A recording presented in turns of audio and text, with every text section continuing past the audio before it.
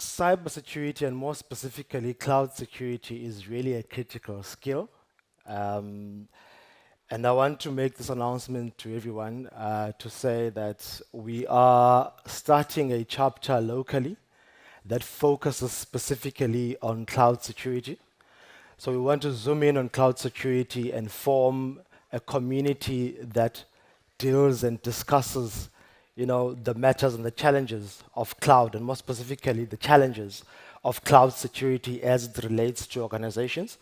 We all understand that organizations are engaged in digital transformation, they're engaged in cloud migrations, etc. We want to help and contribute towards that by ensuring that we upskill people around cloud security. We know the shortage of skill, and therefore we are launching this alliance, which is called Cloud Security Alliance, South African chapter. It will be launching next year. We do encourage individuals, organizations to join us, support us, sponsor us, and also partner with us to ensure that this critical skill is really gets the focus that it deserves. So it would be great for you guys to be a part of this. Our topic today is cloud resiliency. And as I'm standing here today, and I'm sure as yourselves, as you are sitting there today, you probably don't know whether your organization has been hacked or not, right? And maybe by the time you find out, it will be 3 months later, and the question is, what do you do about it? Do you respond with confidence? Will your organization be able to withstand that? Are you going to be resilient? Are you going to bounce back such that when you do bounce back, you inspire confidence back to your stakeholders, you inspire confidence back to the market? And that's a big question, and it's a scary question. And if you are not ready for that, you don't anticipate the fact that you will be hacked at some point, it is not a good position to be in. So you need to prepare for that. And I think that's the topic we are talking about it here.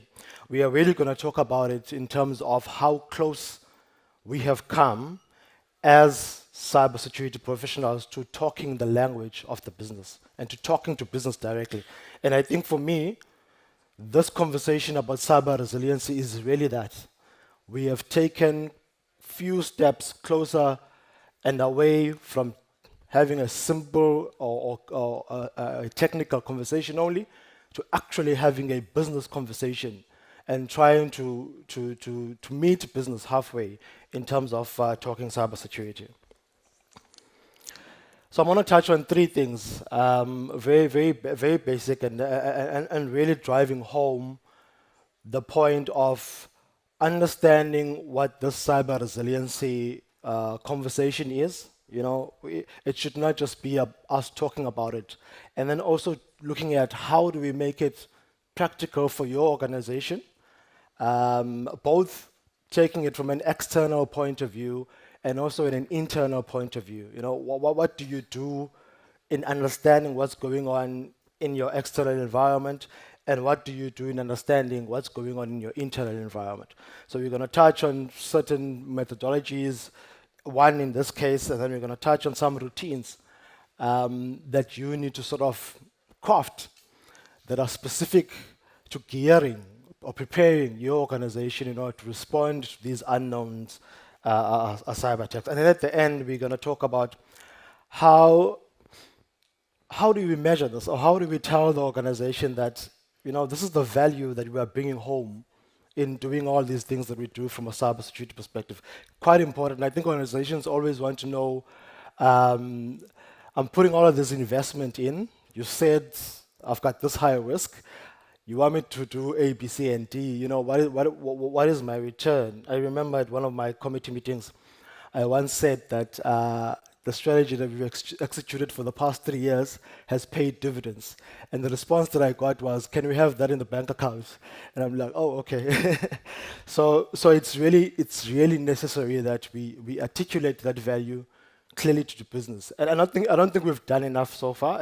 And hence why my last point in the presentation will be a call to action more specifically to the professionals in cybersecurity to say, how do we rally each other and try to talk to business and tell business about cyber resiliency and also tell the market about cyber resiliency? How do we give them the confidence that you have done what you need to do as an organization, and there is a leading indicator that tells, you know, all your stakeholders about the fact that you are prepared to respond. The first thing, let's just look at, you know, where we come from a mindset perspective. We've gone through these waves of mindsets when it comes to cyber security. You know, these paradigm shifts over the years. I think I've been in the space now for 15 years, and throughout those years, we've always evolved in how we think about cybersecurity, right? We've come from a point where most of the mindsets have really been technical, you know, from the 1980s all the way to the 2010s. They've really focused on what you do at a technical level. But I think we've now made the shift, and that shift is really good for us because it gets us close to having a conversation with business. And that shift is in twofolds for me. I mean, to this day, we talk a lot about zero trust. I think if you attended any of the sessions yesterday in hall number 7, you probably would have heard a lot about zero trust, which is very important. What the mindset that I want to zoom into is really cyber resiliency. And I want to talk about that as well, and how zero trust complements cyber resiliency. And I think we ought to appreciate the fact that these mindsets are necessary because we are dealing with probably an adversary that is probably more advanced than most of us, and that is always developing, and they're probably taking up emerging and new technology quicker than we do.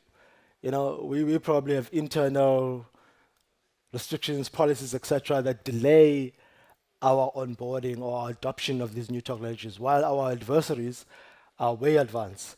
So these mindsets, they really help us to form that united front, to say that we are building. If you know how, you know, a military operation works, you probably would have heard in what happens in the Middle East and on that side of the world in terms of wars, but you would have heard about anti-ballistic missiles. So I see these mindsets as really that. How do we form that guard around your organization specifically, and really around the community in defending ourselves should we get hit? Sorry. Now, cyber resiliency is really a business conversation, in my view. We've done a good shift to say that we are talking the business of or the language of the business. We are saying to business, how do we keep you operational, and how do we ensure that when something does happen to us as an organization, we are able to quickly bring you back. And ensure that, you know, we know the consequences that happen if you do get attacked to the organization: financial loss, reputational damage, you know, operational disruption, potentially fines.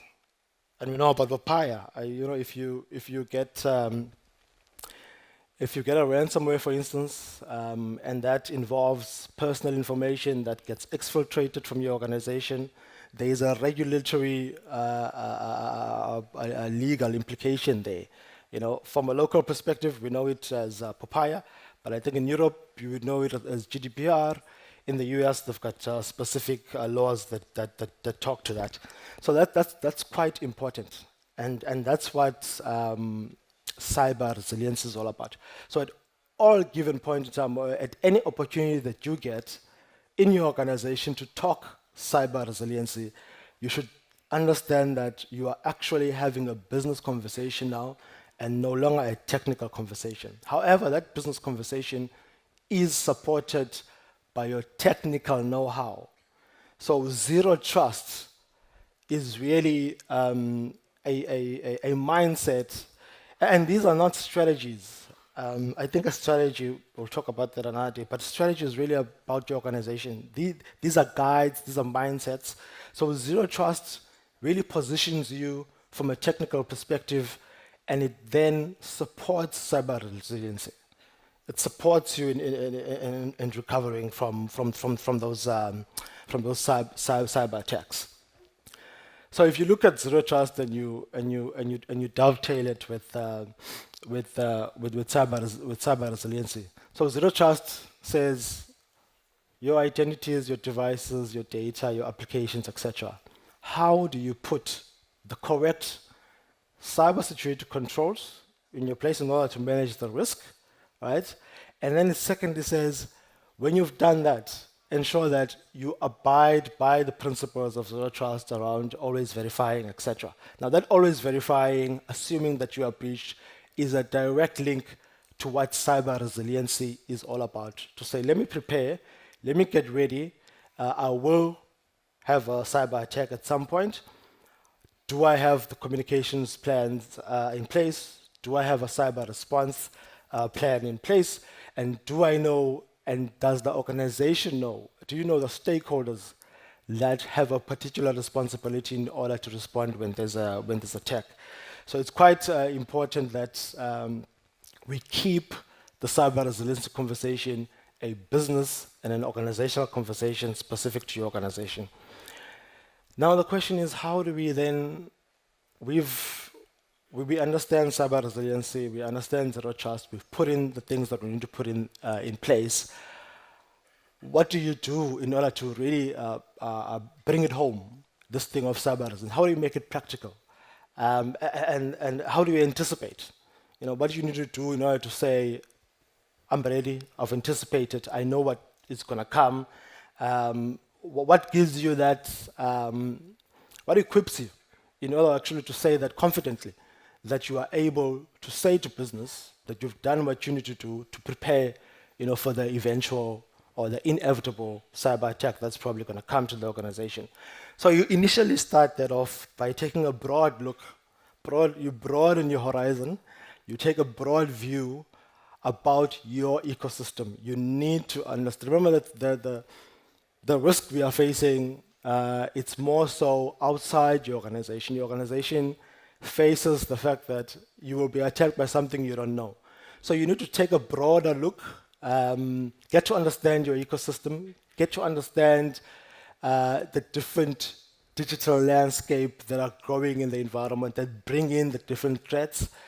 Take 3 or 4 or 5 of those threats, of those vulnerabilities, or those potential cyber attacks, and you then narrow down to that and make it more specific to your organization. So ask key questions about your organization. How is your organization structured? You know, what is your organization's specific risk profile? Because all of us there might be common risk profiles, obviously, across different industries or sectors. Financial sector might say our risk profile is the same, you know, but each organization has got its own context. So you need to define that risk profile, and that helps you. You do that by asking the right questions, both internally and externally, just to understand what are you dealing with. And that's where we talk about this 5-step methodology that really will help you anticipate, and it will help you define specific scenarios that will help you then be ready to say, I've defined these scenarios, they're specific to my organization. I now need to then test them or plan them. So you need to make sure that on a quarterly basis, depending obviously on how your organization is structured, but it makes sense that on a quarterly basis, you train the key people that need to respond to that particular scenario, you know, when the inevitable takes place. This is one of the other things that you can do. You've taken an external view in the 5-step methodology. Now you're taking an internal view. You are now saying, you know your scenarios. Let me enable my internal resources. So there are primary routines that you can do. And if you do the primary routines on a regular basis, you are really helping the organization to respond not with a knee-jerk reaction, but you are helping your stakeholders, you're helping your resources to actually respond more confidently when there's a cyber attack. And you don't go into paralysis. If you have a cyber attack and no one knows what to do, no one knows who needs to make a decision. We don't know whether this attack is one that is low or one that is of a higher severity. We have no, those basics, they really need to be in place and they need to be exercised on a routine basis. And most importantly, the business must support. Executives we must inform and equip executives to support us. And we must train them if needs be, to get those routines about decision making to come into place. Almost done. Okay, cool. Let me close it out. Okay. Okay, I'm talking too much. I'm going to close it out. So essentially, this is then what you have. You've got if you want to understand and you want to measure the value, there are two different types of organizations: high resilient organization and a low resilient. And you can only really measure your resiliency at the point of impact. And then the call to action is really this. We don't know how to confidently tell the market.